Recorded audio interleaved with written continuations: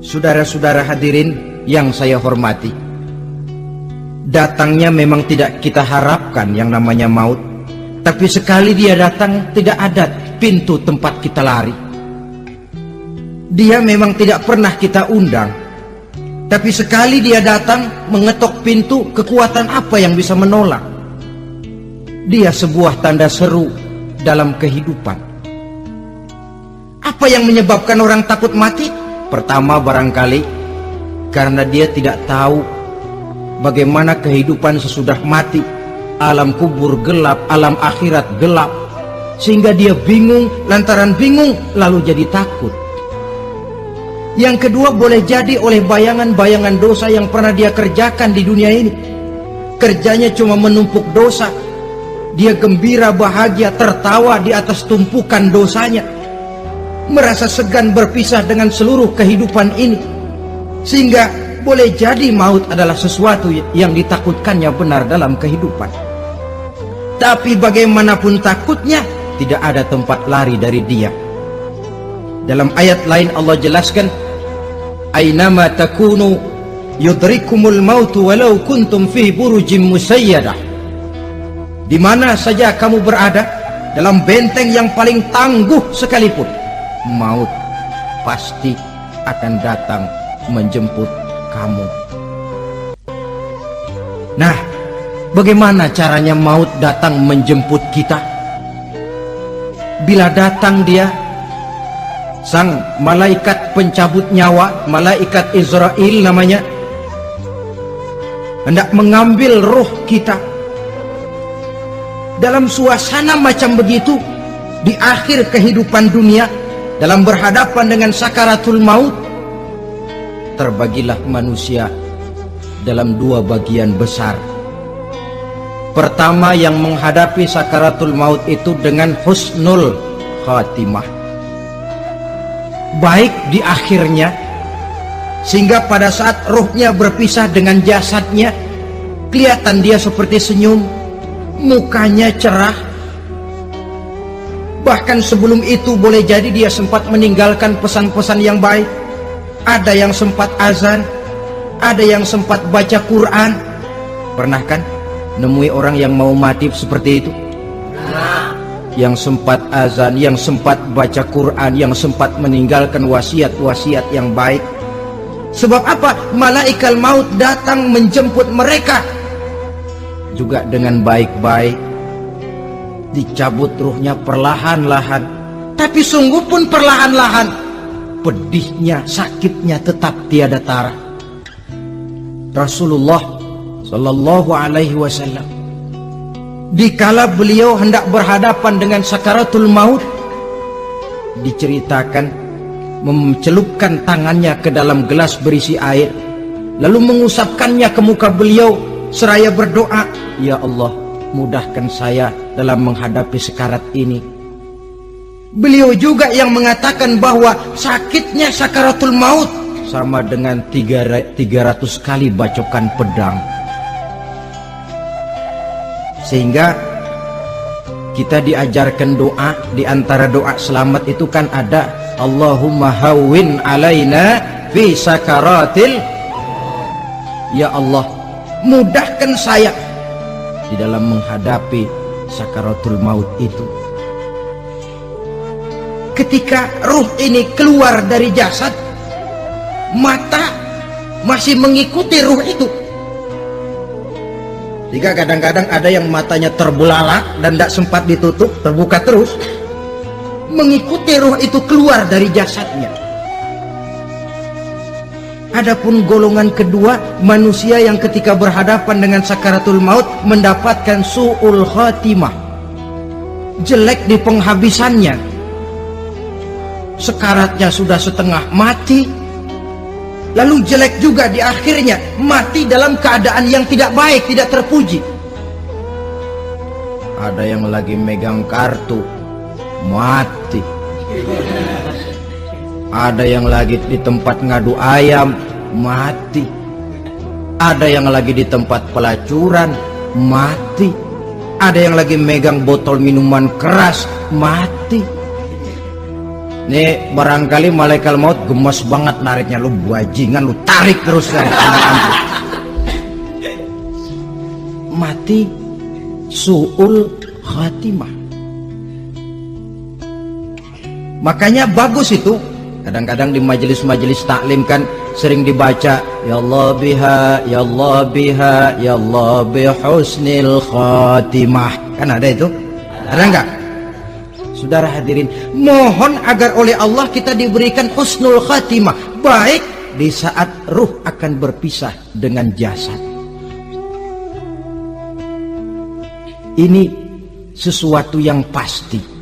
Sang malaikat maut datang menjemput nyawa. Setelah ruh berpisah dari badan, maka tinggallah sang badan, ditangisi oleh semua yang kita tinggalkan. Sehingga kepada putrinya Fatimah, ketika malaikat maut datang hendak menjemput baginda Nabi, beliau berkata kepada anaknya, Fatimah, kamu tahu siapa yang datang? Saya tidak tahu, Bapak. Yang datang hadimul lazat, itu dia yang menghancurkan seluruh kesenangan dunia. Wa qati'us syahwat, yang memisahkan kita dengan seluruh yang kita cintai. Dia malaikat maut, Pak. Manakala jasad sudah ditinggalkan oleh ruh, itulah yang dikerubungi orang. Anak menangis, istri menangis, orang tua bersedih, teman-teman merasa kehilangan, menangisi jasad. Diuruslah jasad kita, dimandikan sebagaimana mestinya, dikafankan dengan kain putih 3 lembar. Itu yang hendak kita bawa kembali ke tempat asal kita. Pakaian sutra, jas yang mereknya Switzerland wool, kain yang Samarinda, sepatu yang Belly atau Beltoni, jam tangan yang Rolex, kendaraan yang serba mewah, tidak ada yang menyertai kita. Kain putih 3 lembar itu saja lagi. Demi setelah dikafankan, dibujurkan kita menghadap ke arah kiblat, orang banyak pun datang menyolatkan kita dengan 4 takbir, diiringi dengan doa. Lalu upacara pelepasan, berangkat kita meninggalkan anak, istri, suami, kampung halaman, tanah air, bahkan alam dunia ini. Selamat tinggal alam dan seluruh isinya. Tinggallah yang tinggal. Saya akan kembali ke tempat asal dari mana saya datang, untuk kembali mempertanggungjawabkan seluruh perbuatan saya dalam kehidupan ini. Manakala upacara pelepasan selesailah sudah, dimasukkan kita ke keranda jenazah, digotong orang, bismillah wa ala millati rasulillah, dibawa ke tempat peristirahatan terakhir katanya. Padahal dulu kalau mau kita istirahat, ke villa lah kita, ke Bali lah kita, ke Hong Kong lah kita, ke tempat-tempat tamasya yang indah. Oh, rupanya akan sampai juga perjalanan menuju tempat peristirahatan terakhir, yang luasnya tidak akan lebih dari 2 kali 1 meter. Diusung orang kita, diantarkan orang banyak. Manakala sampai ke atas yang lahat, pengusung jenazah dibuka, diturunkan kita ke liang lahat, dibaringkan. Gumpalan tanah akan jadi bantal kita, muka dibuka, dihadapkan ke arah kiblat. Setelah itu ditutup liang lahat kita dengan kayu. Masih belum kurang, diuruk dengan tanah. Yang menguruk orang-orang yang tadinya mencintai kita, menyayangi kita. Tapi ketika jasad sudah ditinggalkan ruh, habis rupanya cintanya. Coba jasad kalau sudah ditinggalkan ruh, 3 hari aja di rumah, serem. Ya mayit, siapa yang betah nemenin mayit? Lalu bila upacara pemakaman selesai, maka berusahalah semuanya. Para pengantar akan kembali ke rumahnya masing-masing. Maka masuk kita ke alam kehidupan, yaitu yang disebut alam barzakh atau alam kubur. Apa selesai hidup sampai di situ? Tidak. Hanya beberapa langkah setelah yang mengantar kita pulang. Diriwayatkan dalam hadis Bukhari dan Muslim, bila seseorang sudah diletakkan di kuburnya lalu yang mengantar kembali pulang, maka roh si mayit akan dapat mendengar bunyi terompah orang yang pulang itu. Bunyi terompahnya terdengar. Datang dua malaikat menanyakan dia dengan pertanyaan-pertanyaan yang kalau bisa dijawab dengan betul, dua malaikat yang bernama Munkar Nakir akan bilang, jawabanmu betul, tenanglah kau di sini, naumatal arus, tidurlah kau di sini seperti tidurnya pengantin. Orang yang baik-baik di alam kuburnya akan mendapat nikmat kubur, sehingga masa penantian yang lama. Sebab jangan lupa, kita masuk ke kubur itu kan menunggu sampai datangnya hari kiamat. Jadi kalau kiamat umpama masih 1000 tahun lagi, ya 1000 tahun kita menunggu. Orang yang baik-baik penantian di alam kubur, kata malaikat, naumatal arus, tidurlah kamu seperti tidurnya pengantin. Bagaimana sih tidurnya pengantin? Nggak berasa. Iya, kata anak sekarang, endah aja udah. Begitu mendusin pagi, kata lakinya, malam sebentar bener ya Neng. Sebentar betul katanya malam. Ya tentu saja tidak terasa. Kenapa? Dia tidak pernah memikirkan waktu. Terbawa oleh kenikmatan dan kelezatan yang dirasakannya dalam kehidupan. Tapi orang kafir, orang yang dosanya bertumpuk, tidak sanggup menjawab pertanyaan dua orang malaikat, maka dia akan mendapat azab di alam kuburnya terus menerus siang dan malam sampai datangnya hari kiamat. Ibarat maling ayam ketangkep, belum masuk pengadilan udah digebugin duluan. Kan begitu kan? Ada maling ayam nggak di sini? Nah, itu yang nyaut tadi pengalaman itu. Di sidang belum divonis, belum digebugin babak belur. Saudara hadirin, maka alam kubur bisa merupakan raudhatun min riyadil jannah, taman di antara taman-taman surga, pun juga bisa merupakan hufratun min hufarin niran, menjadi liang daripada neraka. Ada lagi riwayat yang dari Imam Muslim yang diperoleh dari Zaid bin Sabit. Zaid bin Sabit cerita, satu hari kami bersama Rasulullah SAW berada dalam kebun kepunyaan Bani Najjar.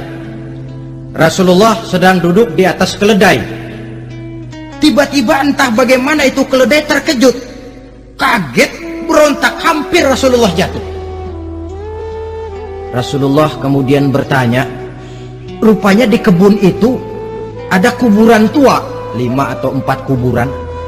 Rasulullah lalu bertanya, saudara-saudara, ada yang tahu nggak ini kuburan siapa?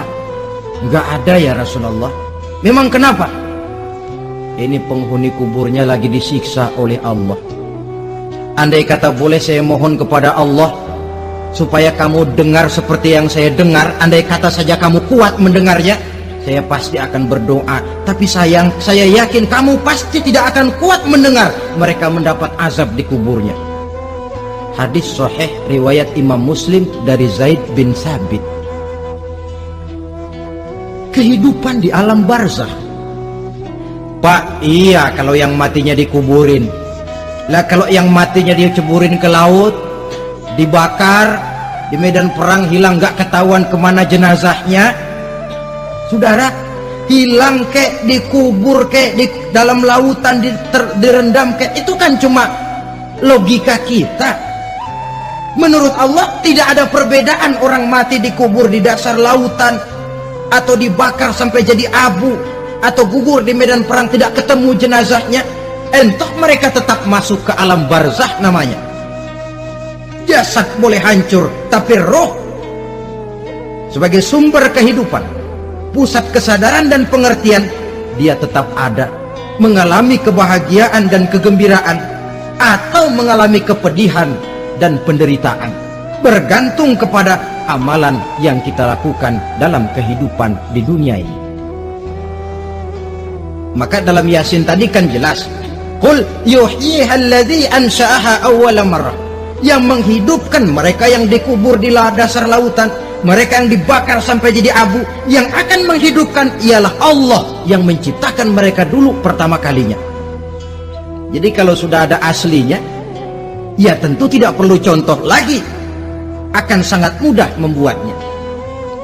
Orang tua kita, keluarga kita yang sudah berpulang, mereka di alam barzakh sekarang ini bisa mendapat nikmat kubur, bisa mendapat azab kubur, bergantung amalan mereka dalam kehidupan di dunia ini.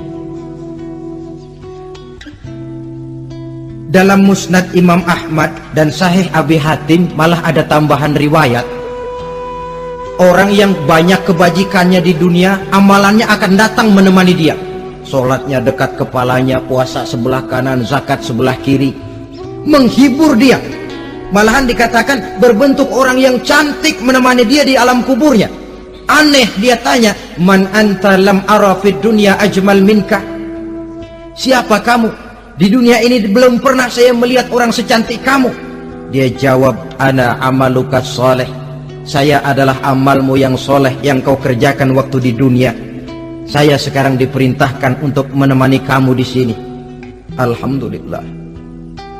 Sedangkan amalnya yang jahat akan datang dalam bentuk yang menyeramkan menemani dia di sana. Bayangin deh, di kuburan ditemenin yang serem-serem. Sama juga di dunia. Di dunia, kalau kita di tempat gelap ditemenin orang cakep, enak nggak? Wah, pengalaman. Tapi coba bayangin, sudah tempatnya gelap, yang nemenin jelek nggak ketulungan, gerah kita. Nah, saudara hadirin yang saya hormati, lalu bagaimana tempat arwah-arwah yang sudah kembali menghadap Allah yang disebut mustaqarrul arwah itu? Macam-macam tingkatannya sesuai dengan profesi dan amalannya waktu di dunia.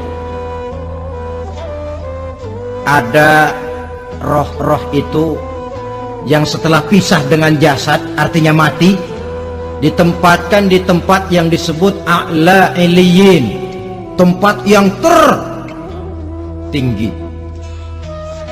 Siapa ini? Arwahnya para nabi dan para rasul. Ini fi a'la iliyin, di tempat yang tertinggi. Arwahnya para nabi, arwahnya para rasul.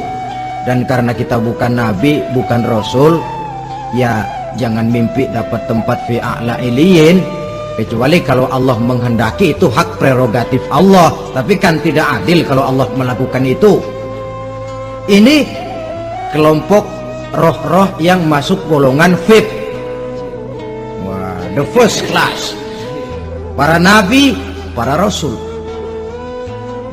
Lalu ada pula roh-roh itu yang setelah pisah dengan jasadnya diumpamakan seperti burung-burung hijau yang berterbangan di perkebun-kebunan surga. Roh siapa mereka ini? Rohnya para syuhada, orang-orang yang mati syahid gugur membela agama. Nah, ini bedanya orang mati syahid dengan pahlawan, ya. Apa bedanya syuhada dengan pahlawan?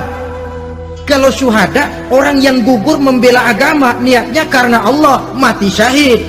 Kalau pahlawan, orang yang gugur membela negara, orang yang dianggap berjasa kepada pemerintah. Klimaksnya, kalau orang mati syahid jelas surga, tapi pahlawan belum tentu surga. Kenapa? Bergantung kepada negara macam apa yang dibelanya dan pemerintah model mana yang dibelanya. Di negara-negara komunis misalnya, banyak nggak pahlawan? Dengan sekian tanda jasa yang mati di medan perang dan sebagainya. Kira-kira pahlawan komunis masuk surga nggak? Ya, kalau pahlawan komunis masuk surga, kita nggak kebagian kapling di surga barangkali. Inilah bedanya pahlawan dengan orang mati syahid. Kemudian ada pula roh itu yang tertahan di pintu surga. Tertahan di pintu surga. Ini seperti tadi, orang yang mati syahid tapi masih ada kaitan di dunia. Rasulullah pernah ditanya orang, ya Rasul, kalau saya maju ke medan perang bela agama, mati syahid, apa saya masuk surga? Iya, masuk surga. Kecuali kata Nabi, kalau masih punya utang. Nah, tertahan di pintu surga. Ada pula roh itu yang tertahan di alam kuburnya. Ini umumnya seperti tadi itu. Ada mempunyai dosa, mempunyai kesalahan, sehingga merasakan azab kubur. Ada juga roh itu yang tertahan di permukaan bumi. Mereka yang dalam hidup selalu menumpuk dosa-dosa yang besar, meninggal sebelum keburu untuk bertaubat. Saudara hadirin yang saya hormati, inilah yang kita khawatirkan. Sebab jikalau pada saat roh sudah datang, jikalau saatnya roh datang berpisah dengan jasad, menemukan sakaratul maut, saat itu taubat sudah tidak akan ada gunanya lagi. Masuk ke alam kubur, mendapat azab kubur sampai datangnya hari kiamat. Berapa lama di alam kubur ini? Menunggulah kita sampai datang saatnya kiamat. Nah, saudara-saudara, apa tanda-tanda hari kiamat? Kapan dia akan datang? Bagaimana hal ihwal manusia pada saat terjadi kiamat? Bagaimana alam ini? Bagaimana perhitungan di padang mahsyar? Insya Allah akan saya ungkapkan pada bagian kedua dari ceramah ini. Insya Allah kita akan lanjutkan pembicaraan ini sampai kepada terminal paling akhir, surga dan neraka. Inilah saja pertemuan kita pada kesempatan kali ini. Terima kasih banyak atas segala perhatian. Mohon maaf atas segala kekurangan. Wabillahi taufiq wal hidayah. Wassalamualaikum warahmatullahi wabarakatuh.